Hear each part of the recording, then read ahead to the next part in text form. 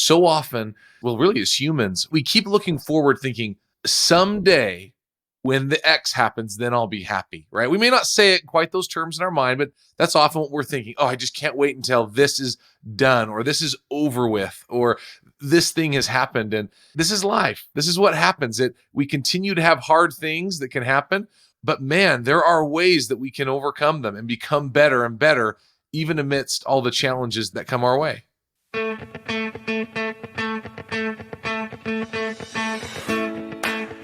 I'm Clint Hoops, and this is the Unrivaled Man podcast.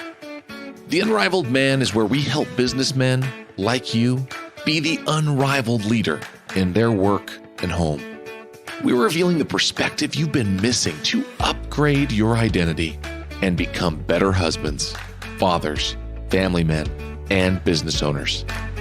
Let's get started.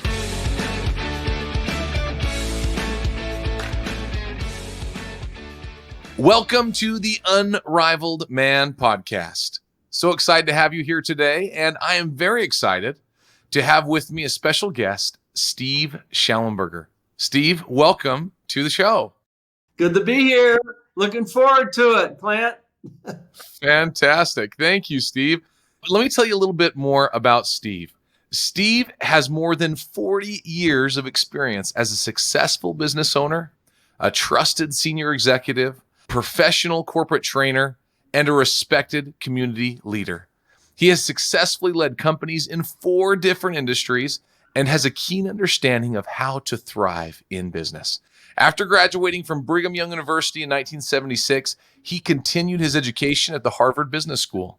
He's taken his lifetime of experience and founded Becoming Your Best Global Leadership, which is a company devoted to helping individuals and organizations achieve their maximum potential. Steve, I'm so excited to have you on the show and to be able to have you share some of your wisdom with us. Well, it's a delight to be here, Clint, and congratulations to you on the work that you're doing. I love it. I mean, unrivaled man, like that's such a cool concept, and you're blessing a lot of people, so way to go. Congratulations. Well, Steve, thank you. I appreciate that. I appreciate it. It's been a fun little journey so far. And speaking of journeys, I'd love for our audience to hear just a little bit more about your journey and your story. How did you get here? Yeah, well, great. I was raised in the San Francisco Bay Area. There were 8 of us that lived in a 900 square foot home when I was growing up. My parents were divorced when I was 14. And Vallejo is a really diverse community. I was raised in the late 60s. So, I mean, all kinds of stuff, really crazy things going on. Vietnam and civil rights was important. The love movement. I mean, we had it all right there. And the unfortunate, terrible assassinations of Kennedy and Martin Luther King and Robert Kennedy. So those are really crazy times. Not to stop you here, but you lived through a lot of crazy times where today, I think a lot of people are thinking, oh my goodness, how crazy can it get? And you realize that this has happened before, right? Yes. Well, yeah, it was worrisome. I mean, and we were in the middle of the Cold War too. And so, yeah, it seemed crazy. I remember as a late teenager wondering, man, can we hold this whole thing together? And then really since that time, for all these decades, things have been pretty reasonable and a lot of good news, except for maybe the last half a decade. And it seems like things have really returned to crazy, and it's scary right now. And we're all in this together, and there is hope for the future, that's for sure. We can attest to the fact that we can solve problems and get to a better place. That's the hope we all have. It sometimes seems a little dismal, but I love hope. And you and I held a podcast together for Becoming Your Best just last week or in the last few days anyhow. I loved how we ended up, which was your message, which is of having hope. And so I have a lot of hope for the future. I think I have faith in humanity. And the vast majority of people all over the world are pretty magnificent. Well, back to my story. Growing up in that environment, I had to be a hard worker And so I went to work and had a lot of fun jobs. I worked as a garbage man for the city of Vallejo. I had to get up at 4:30 in the morning, drive through the scariest part of town, wait in line, and hope I could get somebody's job who didn't show up that day. And I loved it, but it paid well, and man, did I learn a lot. Talk about being down in the trenches. I also learned later was introduced to a fellow by my grandpa Shallenberger. And that also is a testament that sometimes really small things can have a gigantic impact on our lives, because he introduced me to a fellow by the name of David Conger, who was a real estate broker. He owned 5 real estate offices in the San Francisco Bay Area, and he really changed my life. He taught me to read. He gave me books. The Richest Man in Babylon, and all kinds of these cool books that he introduced me to. He helped me start my first company at 16. And so I love it when people can have such a big impact on us like that. I had the chance to serve a mission for my church in South America. Loved learning Spanish. That was a big part of it, but also meeting those wonderful people in the nations in the deep South America, Uruguay, Paraguay, Argentina. And that has had a lasting impact. Came back to Brigham Young University, and one of my missionary buddies who had come back as well said, "What are you doing next summer?" And I said, "Well, I'm going to go work for an accounting firm," because I was studying accounting.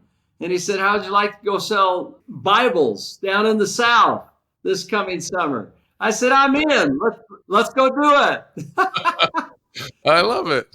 That was a tough job, but I made enough to pay for my next year's school, and the next year found a publishing company here. I started a marketing company, and we contracted out our services to the publishing company that was here local, who had character building books for families. I ended up having the privilege and great fortune of buying that company the next year, and we were way off to the races. Within a few years, we had 700 employees, and they would come to me and say, "Well, how can I be a top sales rep, or how can I be a top manager?" And so this began a research for me that I thought would just take Clint a few years, ended up taking over 40 years. And what I did is that I interviewed over 175 CEOs throughout the world. What I was really looking for is what set apart high-performing individuals from everybody else, and high-performing teams from everybody else, because I thought there were a few things I knew, but I knew there was a ton that I did not know. And I was hoping to gain some insights. And so what we discovered from that research is that none of these leaders were really perfect, but we observed over and over again 12 things that they did that created the excellence. And that's what we put in the book, Becoming Your Best, the 12 Principles of Highly Successful Leaders. And we found that people anywhere can learn about those principles, apply them, and get the same kind of results. One of the things you talked about that I loved in Unrivaled Men is that you're not comparing yourself against others. It's becoming your best. And that's kind of our thought, is that as you apply these kind of principles, you then become your best. And we certainly can learn from others, but to compare ourselves to another person, there's so much we don't know. It's just like it's a no-win game. It doesn't get us anywhere. Yeah. It doesn't get us anywhere. But what does get us to a great place is becoming our best. Since then, we've had the great fortune of teaching these principles all over the world to individuals, to large organizations, to small companies, to entrepreneurs, and to governments. And it is a blessing to see the results that they get because they're predictable. The principles are timeless and they're universal. Those are some of the keys that you look at, and it's just like gravity. I mean, if you don't believe me, go jump off a 35-story building and watch what happens 100 times out of 100. Exactly, without fail. Without fail, you can count on them. That's the way each of these 12 principles are. Honesty, for example, the first one that we observed over and over is the very best leaders were true to character. They had honesty and integrity. And if you don't have that, you can kiss off all the rest of them. If you have somebody that's honest, 100 times out of 100, there's going to be more trust. There's going to be more opportunity, more doors open to them. But if someone is sneaky and dishonest or tries to trick people or pressure them to doing things that they don't feel comfortable with, 100 times out of 100, it doesn't work well. Trust goes down, doors are closed. People don't want to work with this kind of a person. Just reminded me of what you said earlier. You were talking about how the leaders that you interviewed, those CEOs, those leaders that had all of that success, they weren't perfect. But what I believe is, this is a lot of your premises but they were honest. Because in order to have that level of success, you'd have to be honest and have some of these other principles. Because as long as you're honest, people will give you the benefit of the doubt when you mess up, when you're not perfect, when they know that you're straightforward with them. Anyway, that just kind of stuck in my mind a little bit, just thinking about, it doesn't mean you're perfect. It just means we're on that path toward doing our best, and honesty is a good first step. So, yeah, you're spot on both points, Clint. That's a great observation that you just made. As people will cut you slack and as you're trying, but highly successful leaders people can count on. And they go to great lengths to be honest and straightforward and have clarity. They're not perfect, but people learn to trust them. So you're spot on that. Good job. Well, anyhow, so that's been a great journey. We've written a few more books since then as we've worked with clients and discovered areas maybe that they may need a little more help in, particularly how to prioritize their time. That's a big deal for people, to be good time managers. So we wrote a book called Do What Matters Most, and it's actually going deeper on 3 of the 12 principles that helps people master them. In other words, here's the how of this, the why, and then here's how you do it. So that's been fun. We've had a great time. It's opened up so much opportunity, and I love seeing people be able to apply them just like you do. So privileged and honored to be with you today on Unrivaled Men, because the type of people that are tuning into this today are those kind of people. People just trying to be the best they can be, to do better, to be unrivaled in their own life.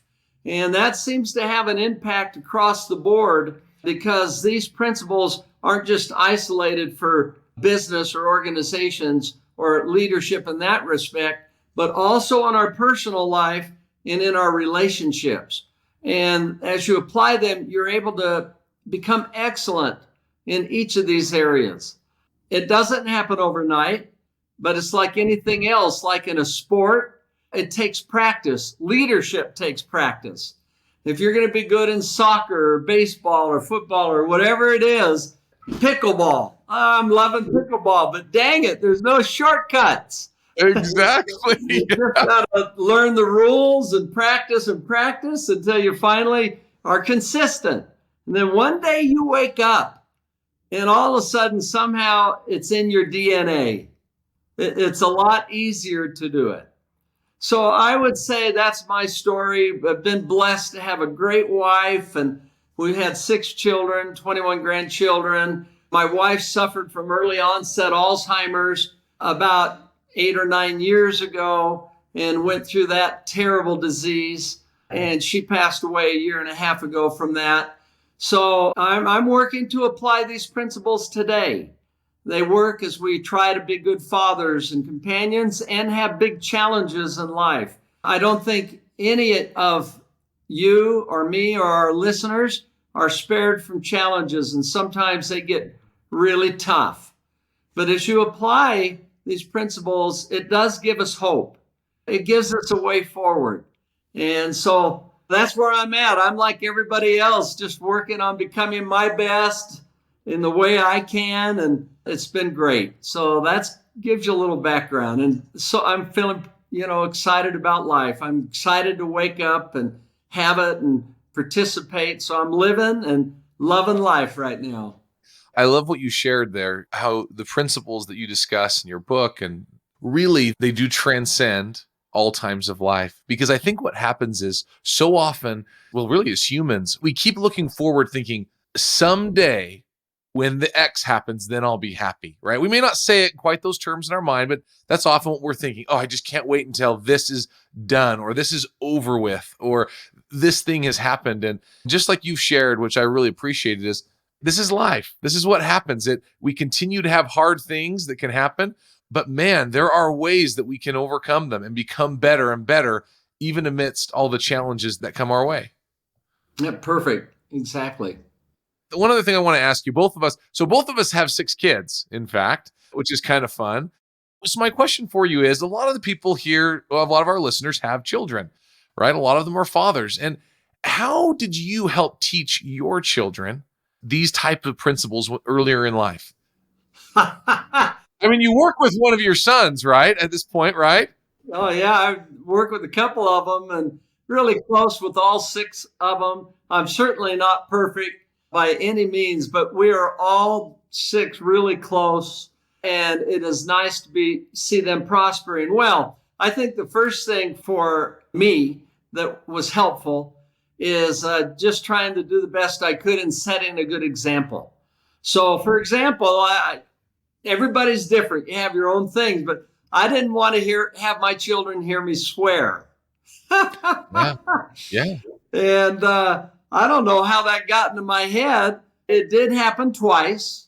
And so they had a standing rule. One is I was a football coach when one of our kids was in 8th or 9th grade. I was the coach. We had this great team. I said, I'm not going to swear as a coach. And if I ever swear, I pay each one of you a quarter for every word. So we made it through 2/3 of the season. In one practice, one of the players just kept running the play wrong. And finally, I just said, damn, get it right.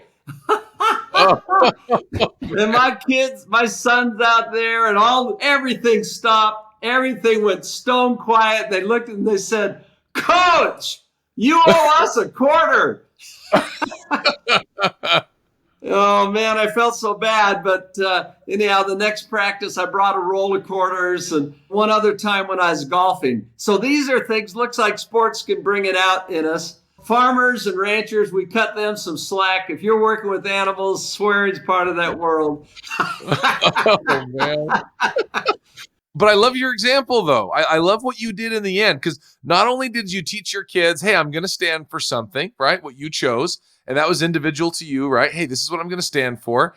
And you held yourself to it. And I love the example of you bringing the roll of quarters, just to say, look, I'm sticking to my commitment. So you taught them a couple other things there, I think. Yeah, they know I'm human, and it was a lot of fun, and they saw that. The other is working to find harmony as being a parent and in your companionship and professionally. These worlds definitely can come together. So my office was maybe 10 minutes from my home, and it was a large building. One of the companies was a printing company, so we had printing presses. We had, of course, employee rooms. So I'd take my kids down at night sometimes into this building, and everybody's gone. I'm working in my office, but they are having the time of their life. They are raiding the candy machine. So they're learning how to get things out of the vending machine, and I'm going to have to pay for these, I know. Well, they were ours anyhow, but so they'd come back with, their pockets bulging with candy. Then they would play hide and seek in this building, but we spent a lot of time together as well. And they knew what Dad did. It's bringing the worlds together. Today, now, you fast forward 20 and 30 years, then there were 5, 8, 10, 12. Those are some of the fondest memories they have. They look back. Those are some of the things they think about. Playing hide and seek, and they'd get on the intercom where there are speakers all over the building,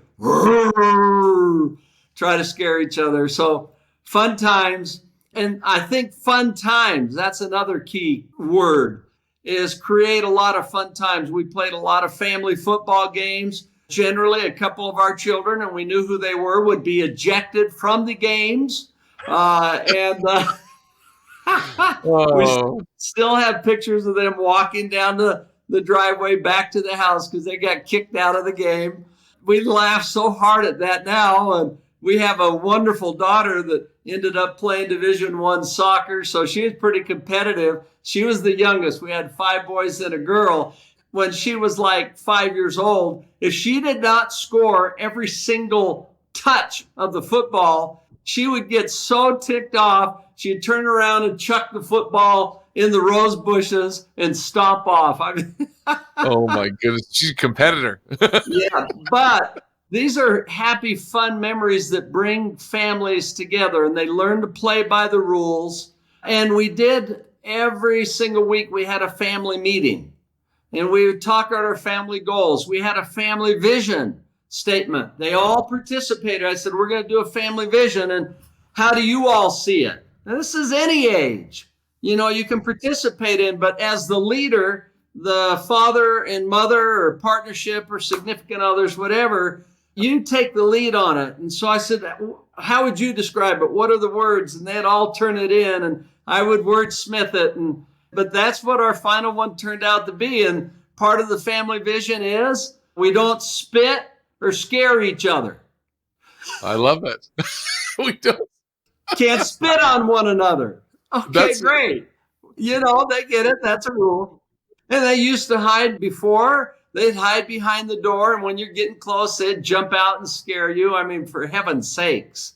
And then besides the family meeting, we did have daily, and this is a great credit to my wife. Every morning we would read the scriptures together, and not much. And we weren't sure if they were paying attention sometimes, particularly the daughter had 6 cereal boxes, a fort built around her bowl. And she didn't want to see anybody that early. But when it came her time to read the 1 or 2 verses, she'd read them, and grumpily maybe sometimes, but it went on. The fact is, we didn't know if it did any good, but it stuck. These little things have impacts. Then maybe the last one is I paid the boys and Ann to read good books. So I'd say if you read How to Win Friends and Influence People, I'll give you $50. And I said, oh man, we're in. Sure. I said, all you got to do is write a 1-page book report and go over it with me. Tell me what you learned. So we've done that with maybe 10 books, 10 really key books. And that seems to help. So I don't know. Those are a few ideas. Those are great actionable ideas. I love it. Like I said, I'm sure somebody's listening will either take one of those or modify it to fit their situation. Every child, of course, as every parent knows, is different. And some don't take a great deal of effort. Others may take more effort. And one of our sons, they got a ski pass when they're kind of late teens, like 16, 15, 16. So I got a call from the school one day saying your son has not been to school for 6 weeks. Oh, my goodness. I said, well, it'd been nice if you'd have called me like he hasn't been there for 2 days, right? Exactly. What do you mean 6 weeks? So he came home from school that day, and I said, hey, how'd school go today, son? He said, oh, Dad, he said, it was awesome. So good. And I said, well, that's interesting. I said, because the school called and said you haven't been there for 6 weeks. Oh, my goodness. Oh, man, he knew he was busted. And I said, give me the ski pass. I want the ski pass right now. And then we sat down and talked about it. But in order to help him get back on track, I asked the principal if I could meet with all 7 of his teachers. He was in high school. And I proposed to them that if he goes to school for the rest of the next 3 weeks, doesn't miss a thing, fulfills all of his assignments, would you give him a D? They all looked around and they all agreed. One teacher was reluctant. And so I talked with this child and I said, are you up for this? He said, yeah. I said, okay, they're all in. And he did it. And this was life-changing. In one of the classes, the math teacher required me to sit behind him for a week. So I went to school and sat behind him. Oh, wow. Everybody's looking around saying, who is this guy in our class? Oh, it's so-and-so's dad. Well, oh my goodness. This kind of changed everything for him. And then he went to a big 4th of July celebration in our community called the Stadium of Fire. And it's part of the America's Freedom Festival. And there's 45,000 people in this stadium and a big concert. And it starts with a flyover at that time of 4 F-16s. And that day, he looked at his brother and he said, someday you and I are going to fly those jets over this stadium. And they captured a vision that changed both of their lives, because that's exactly what happened 14 years later.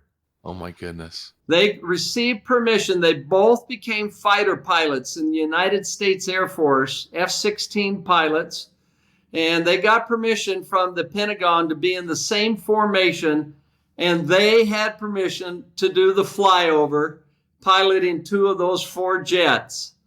And it's a testament to any one of us. When you capture a vision, an idea, it can change your whole life. And this is what happened to our kids, and particularly that son that was struggling, because now with that vision that came from within, he knew he had to be successful in high school, and he had to get good grades, and he had to go to college and get good grades.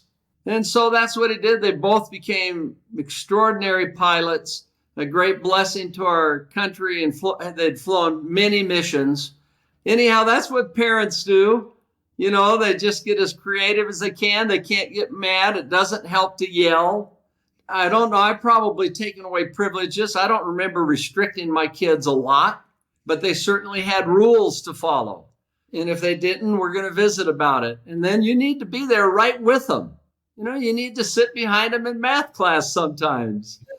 And that's I it. love that. Oh my goodness. The thing that just keeps coming through my mind as you were sharing some of those.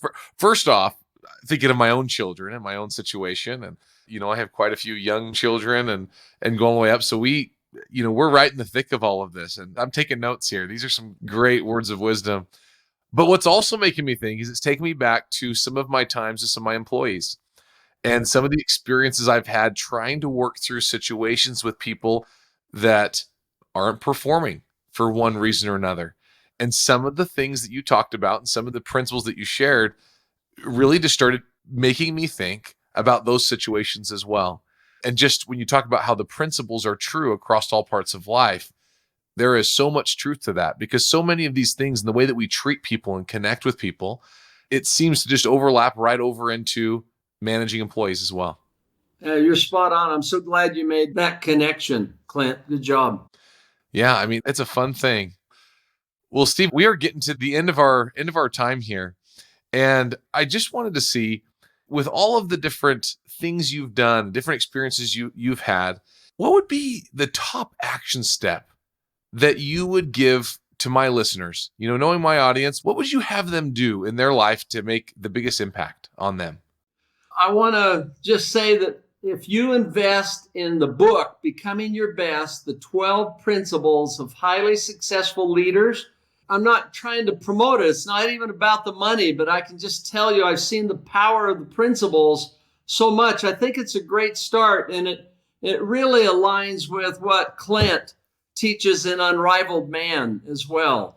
But if you get these from different points of view, they have lasting, powerful impacts in your life. And this is a fun book. It has lots of stories that helps teach you how to do it. And we have so much in common in trying to create this excellence. And Clint did a wonderful job in just connecting this to our professional lives, because we all have challenges with trying to bring the best out in our employees and our organizations. And we can do it. You know, it just takes creativity. One of the principles is live the golden rule in business and in life. That's one of the things I saw highly successful leaders do. And that sometimes is different than someone that's shouting at you or not very respectful. But when you care, your employees know. And so do the other people around you. So I think if you invest in that book and don't like it, let Clint know and he'll refund you your money. You better believe it. You better believe it. I will refund the money. That's the Shallenberger guarantee. But well, I think that's the first one. You do that and you take it from there. I already know you're an amazing group of people that's listening in, but that has most of it. That would be my recommendation. They're great principles, by the way. Every single one is inspirational, and you feel it the minute you read it. You can tell that it's right. So I think that's it. Those are pretty good ones. I love it. Well, thank you. Yes, I'm going to put links to your books in the show notes to make sure people can easily find it. So you can go ahead and just go right to the show notes, and it'll take you to a link where you can get the books.